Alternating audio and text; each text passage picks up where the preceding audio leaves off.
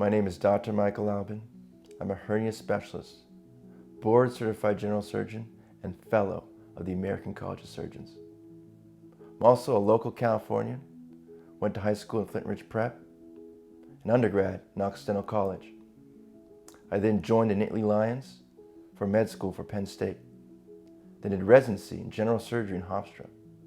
I came back here because of the innovation and technology that I learned to incorporate with my father. And as a father-son team, we innovate and improve hernia repair. I also came here with my wife, and I have 2 sons, both boys. And together, we make a wonderful team.